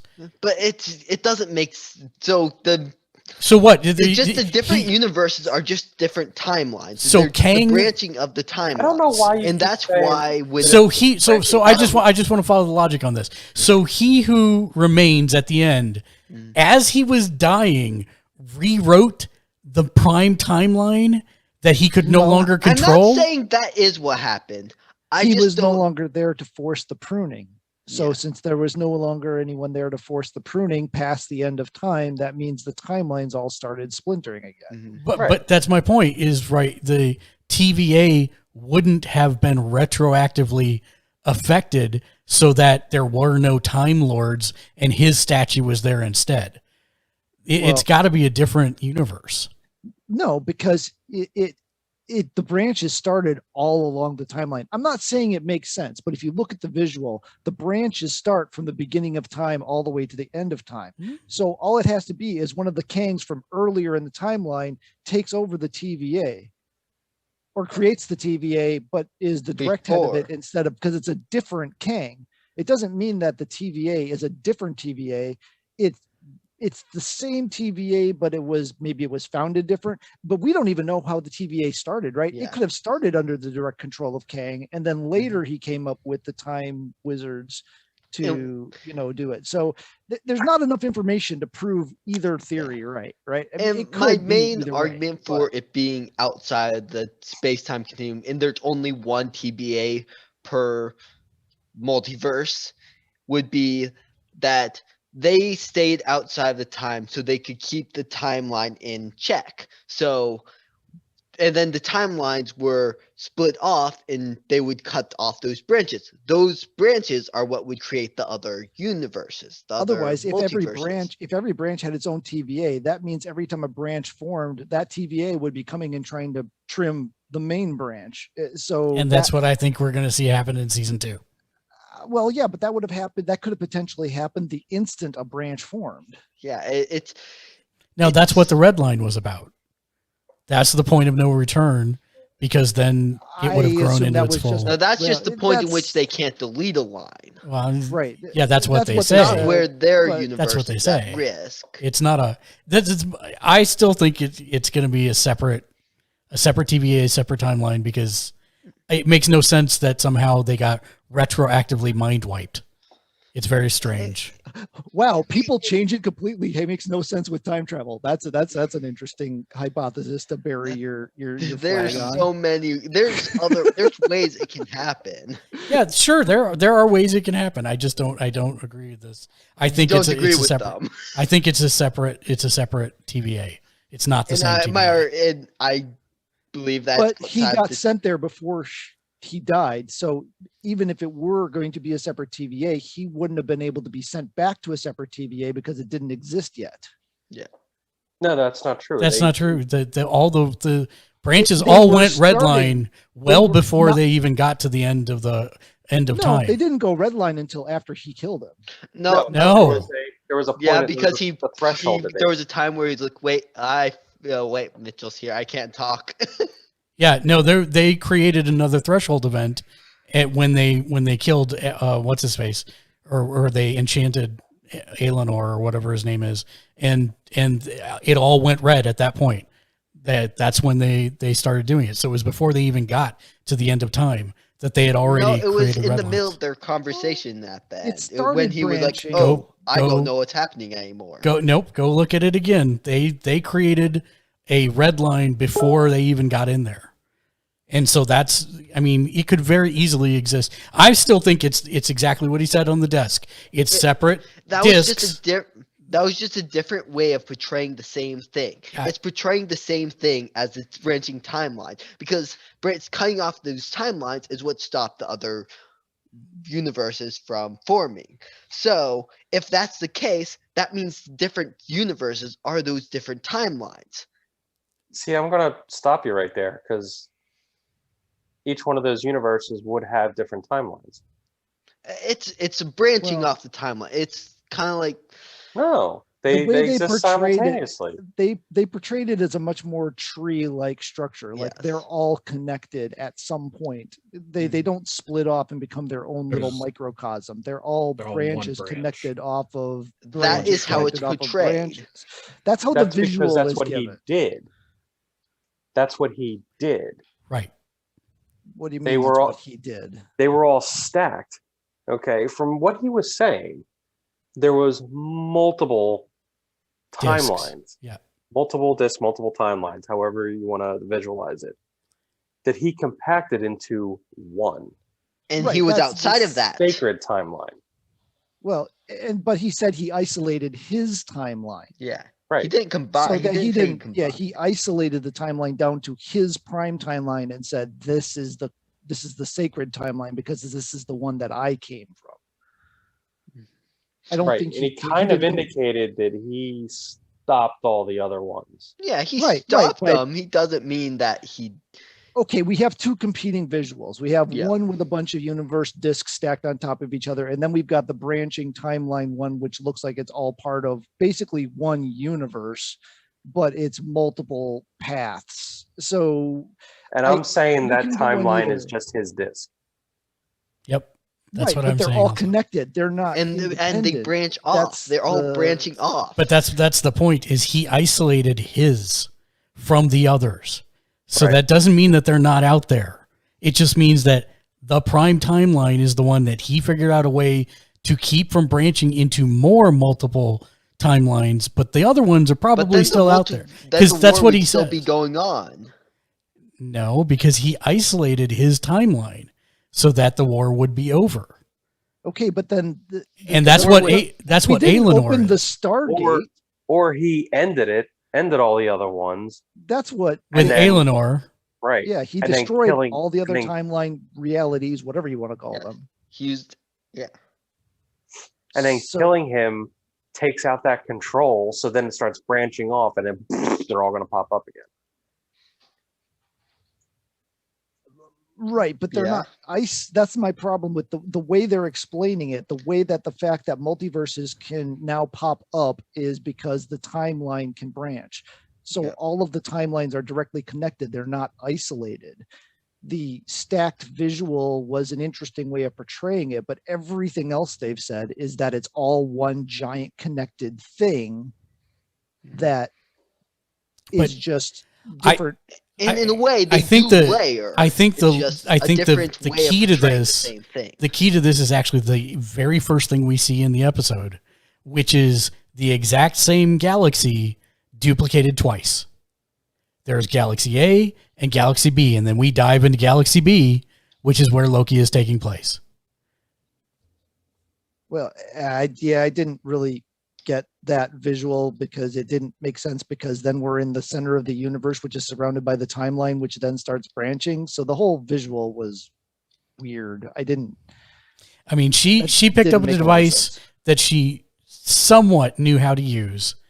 I'm thinking she just threw him into an alternate universe with an alternate TVA. That's just my theory. You can feel free to disagree. It seems to make more sense than rewriting the timeline in that way. So you hate the entire Back to the Future series because that involves rewriting the timeline. Nope. It's a different animal. I don't know what to say.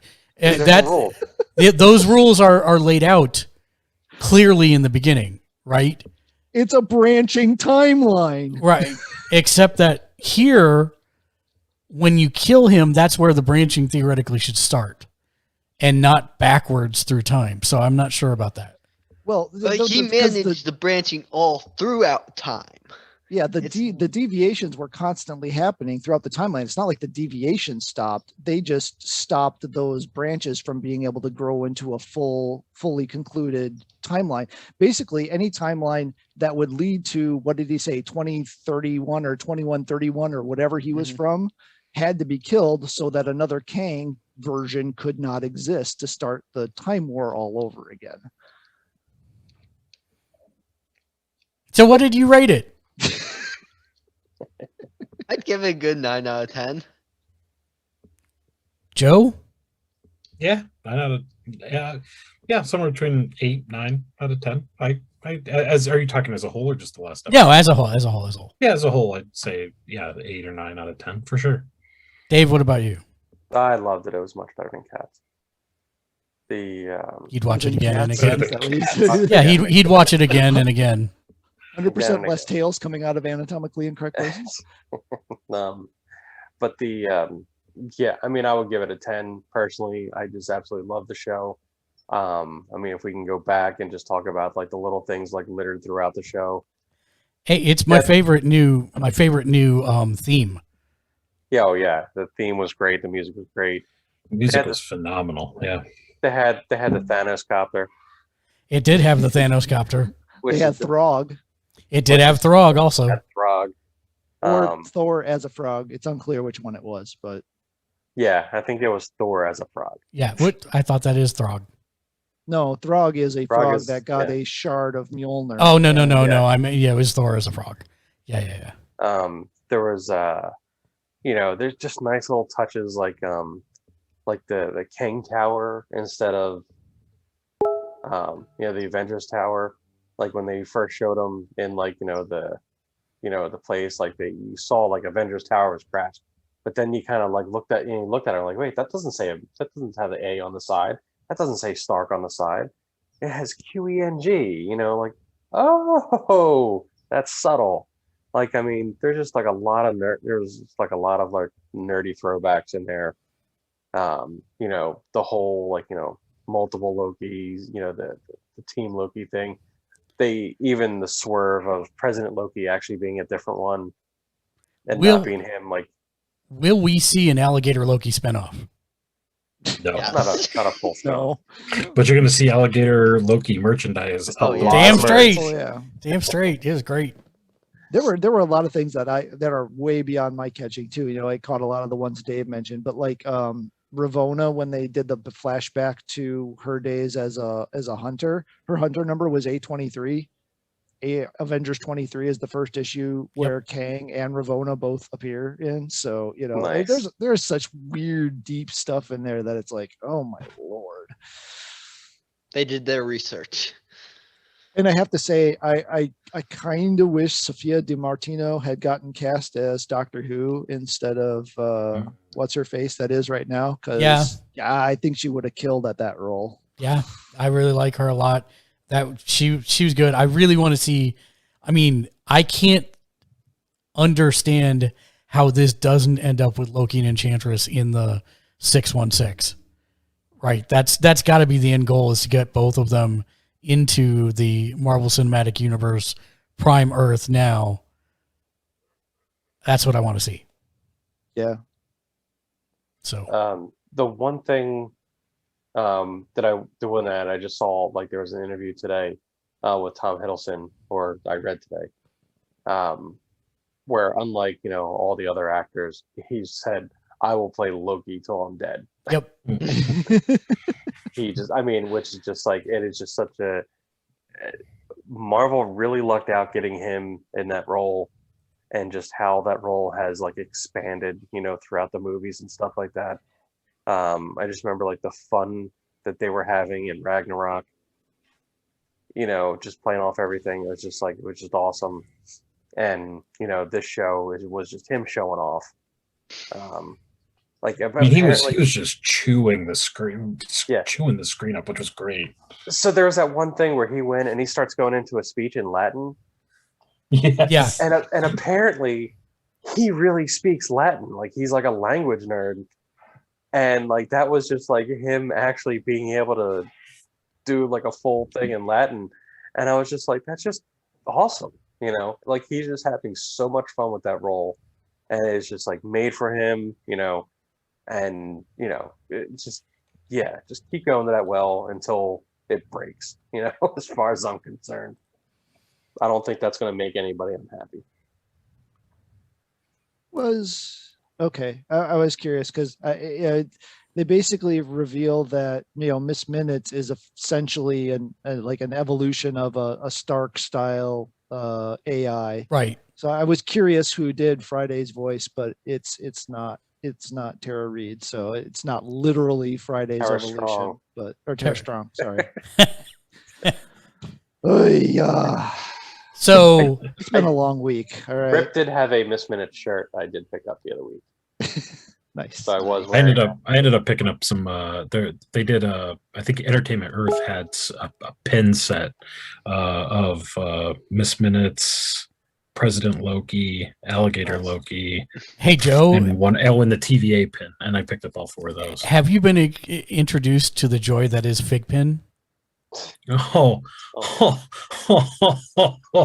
don't even know.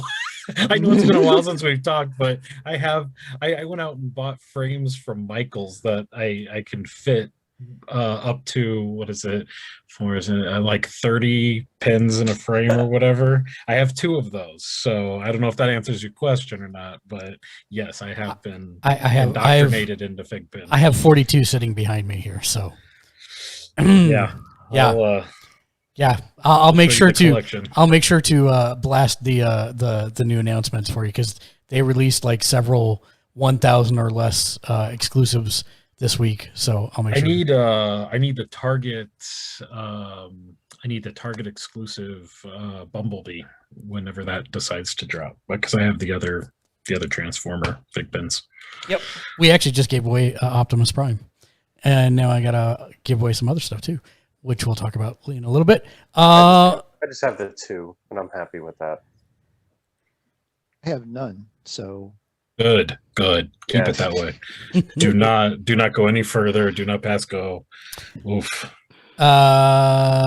So let's then. Is there anything more to say about Loki other than you should watch it? It is worth your time. oh yeah, I don't think I scored it. Yeah, it's like break a 9.5. But yeah, it's I think yeah. Yeah. I guess I'll shut up. I'd Yes, say watch I'd it. say 9.5 also, because I didn't score it either. I really enjoyed it. The best use of theremin I've heard in years. Yeah. True. And the only plot hole that I did not understand is why Loki didn't take a handful of Infinity Stones for if he ever got out or escaped, because then they'd be useful. At least that was the only plot hole I saw. Well, that's actually debatable, because Infinity Stones only work within their own universe. Oh. So and outside of the universe, they also have no power. So when the timeline branch, it becomes its own universe. But the TVA is still outside of that universe. But if you were to take the Infinity Stone from that branch, would still work in the original timeline. Is it stated somewhere that In the comics? In the comics, yes. yes. The comics thing? Yeah. Okay. Yeah, it's That a is comics thing. generally, yeah. But who knows if that's how it works there? We still don't even know why magic didn't work in the TVA. So Yeah. Right. Yeah. there is that. All right, so let's talk about Black Widow. I am surprised that I have not seen more hate for it online, disdain for it online. I mean, I think it's a perfectly good popcorn action flick. You must not have been looking too hard. Oh, really? Is there a lot? Because I was trying to stay off the internet, so to stay away from it. People were just launching into that movie. Really? I didn't think it was that bad. I thought it was. It wasn't. I actually thought it was a really. I mean, like you said, it's a great popcorn movie. My only problem with it is that it came 2-3 years too late. I mean, you're basically watching that movie for the stinger at the end. Yeah. I mean, honestly, 100%. it's like listening to somebody tell a really, really long joke. You're just like, man, just tell me the punchline. I don't even care anymore. I just want to know the punchline. Whereas okay. Go ahead. No, go ahead. No, you're fine. Go ahead. But I will say about the stinger, I am voting that the best stinger at the end of a Marvel movie. Ooh, I don't know about that. I loved it. It was a pretty good stinger. It is good, but I wouldn't say it's the best one ever. I'm sorry. I love that she's a character and the way she's playing it. And it's just... I dislike that actress, so it makes it hard for me to appreciate anything she does. How do you dislike Julia Louis-Dreyfus? I don't like comedy. Remember this about me. Oh, that's right. Yeah. You have no fun. You have no soul. Yes. I keep forgetting. My bad. Oh my God. Her and Veep. I don't like her particular brand of thing, and it's that same brand that she does, and it just doesn't resonate with me. There needed to be 100% less nose blowing in that scene. That's all I can say. Wow. I thought. Can we agree that is the best version of Smells Like Teen Spirit that has ever been produced, though? Oh yeah, that was wicked. That was Chef Kiss. I mean, it was good, but I wouldn't say it's better than the original. Come on now. It was far better than the original. Oh no. No, I like that a lot. Yeah, that was really good. I actually really liked the premise of the movie. I liked the plot. I liked the pacing. I was trying to figure out why teenage her looks so familiar. And apparently that's I've totally forgot her name now. Fifth Element. Mia Jovovich's daughter. It's like literally a clone of Mia Jovovich. You know, that's the first thing I thought when I looked at her. I'm like, she looks like a young Mia Jovovich. So that's kind of crazy. All right. I guess I nailed that. I looked that up too because I was like, what has she been in? She looks familiar.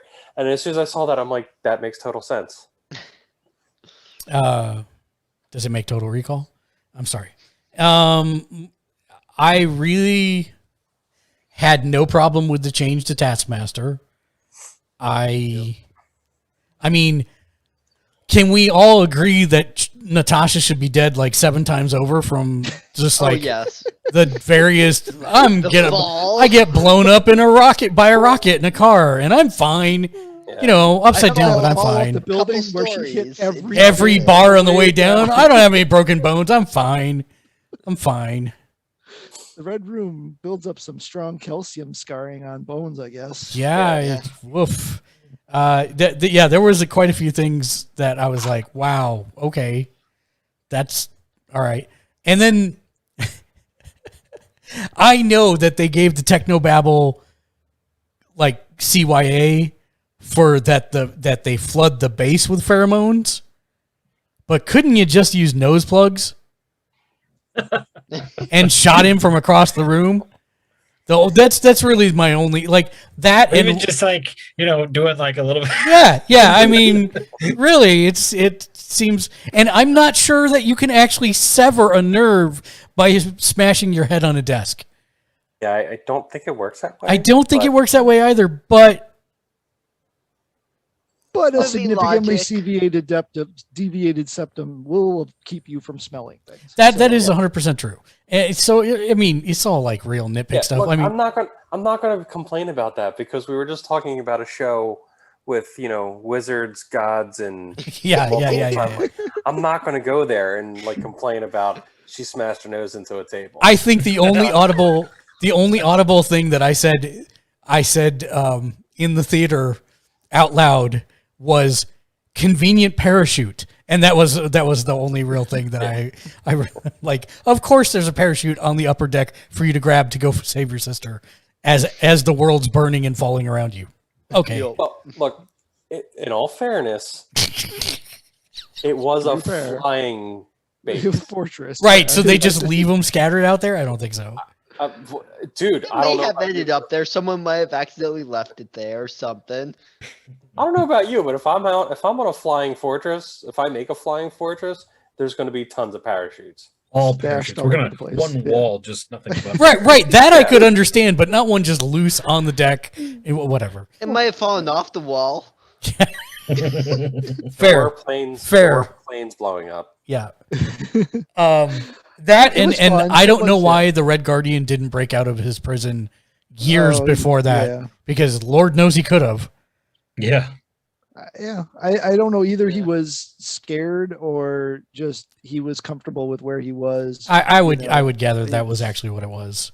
Yeah, He Well, knew the that king of the heap there. He was Whatever. comfy. whatever He his was face alive. wasn't going to muck with him as long as he. He wasn't bulletproof. Like they would shoot him in the face as soon as he got out. You know. Yeah, but I mean, he just no. I mean, if you watched that scene where he actually broke out, he could have done it a long time ago and just gotten away. Kicks the door through. Yeah, Yeah, it's- is like, he was in there voluntarily. That is definitely true. It That was looked like not a he superhuman having- person.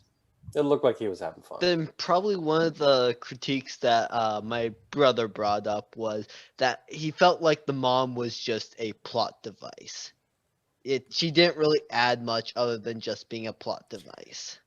She's kind of a big deal, though, right? In the yeah, comics and stuff, in the lore, she's a pretty big deal. Yeah.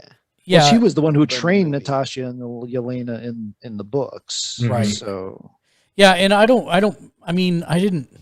It wasn't great, but I didn't mind it. You know, Yeah. okay, she's stuck in the a nitpick. box. He did say it was Yeah. a fine nitpick. Nothing about this movie has any major flaw. It's just minor tick. Well, I take that back. There is one major flaw, and that is the end of the movie.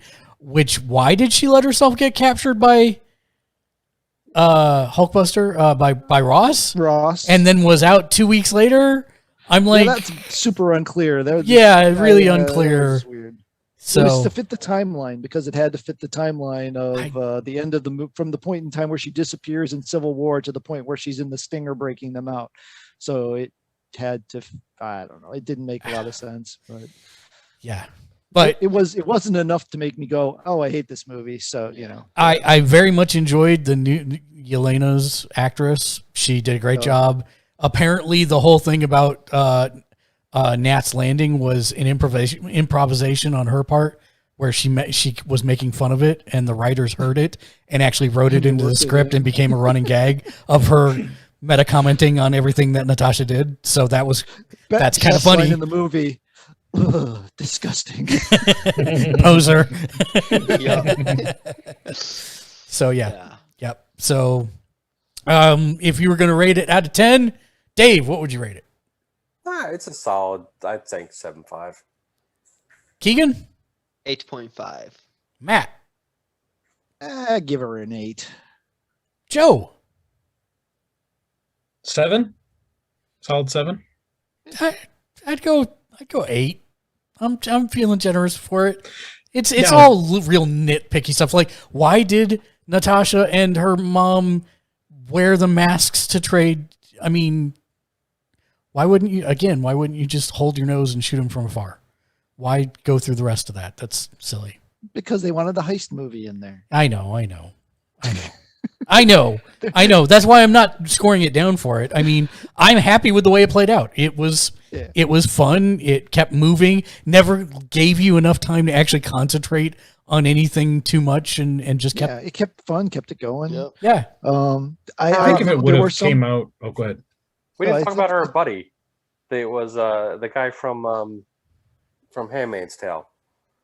the supplier guy. Yeah, Did he the- ever have a name? I don't even remember. I don't think Yeah, he's kind of a weird guy, right? I mean, he's just kind of out of thin air. Here's this rando character. Just- like I kind of want to see more of him in this universe. yeah. I really like that character. So if you like that kind of character, there's this movie called Tenet, and Robert Pattinson plays that exact character, and he's very good at it.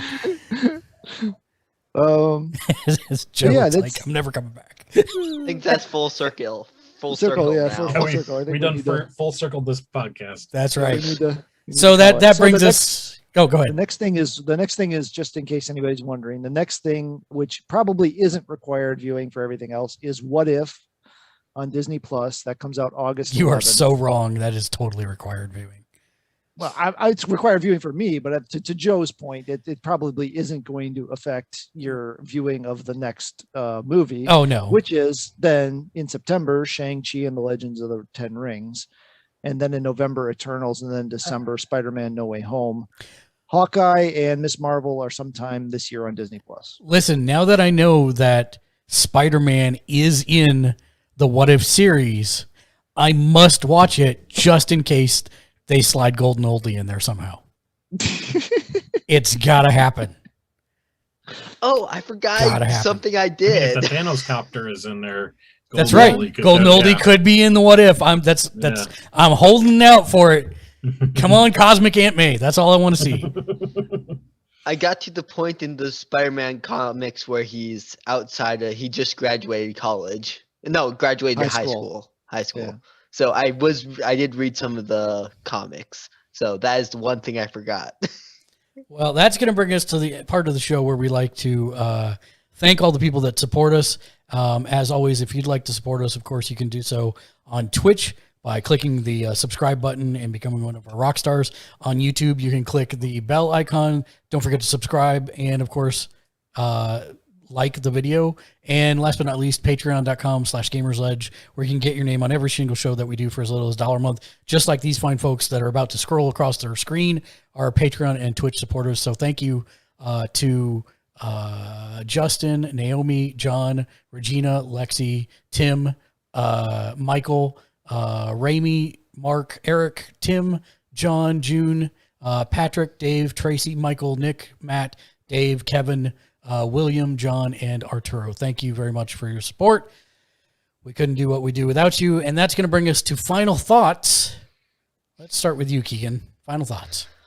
My final thoughts is I'm really looking forward to how things are going to turn out in the MCU. I'm really looking forward to what's going to happen. Matt. Yeah, I don't have anything. I always forget to prepare for this part. Yeah. Parting thought, just it's summertime. Be safe, protection, skin protection. Make sure you're not consuming and driving vehicles and No yeah, drinking and driving. yeah, just Don't text and drive. or any sub stuff that would alter your ability to accurately operate a motor vehicle. Yeah, Be safe. be safe. Have a fun summer. Wow. All right. Final thoughts, Dave.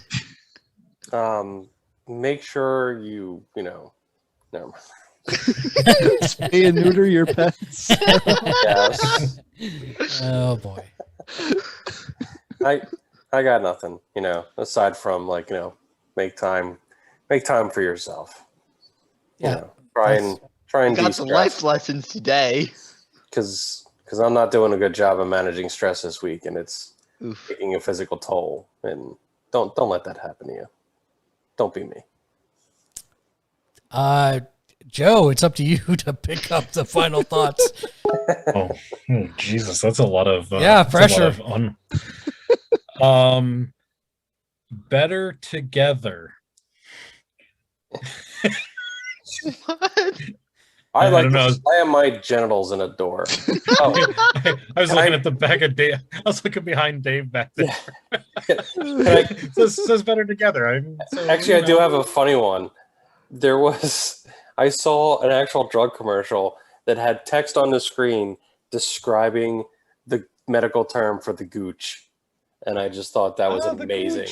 Yeah, I love the gooch. I mean, I don't love the gooch. I mean, we all. they literally, as I was eating dinner, I was reading a line, the area between your genitals and your anus, and they had to put that up there because of some kind of side effect that apparently just paint.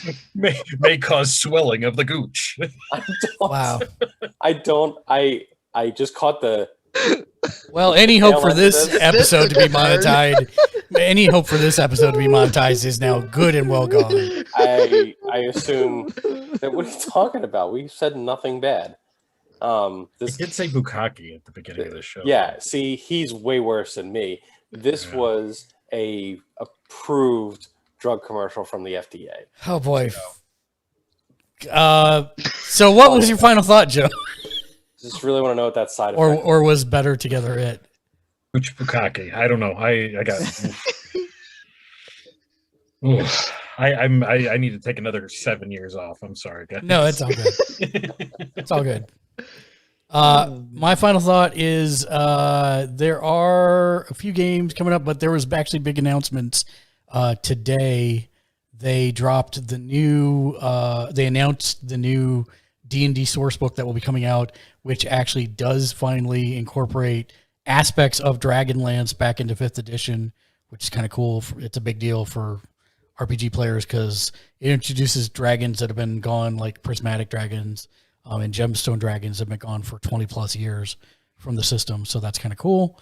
And that's going to then bring us to the end of the show where we leave you with a sage piece of wisdom to carry over until next time we meet. Hey, Matt. Yo. Why is Peter Pan always flying? Because he's a fly 'Cause guy. his pants are too tight. No, because he never lands. Peanut Ah, Until next time, game on. Like that joke. game on. butter.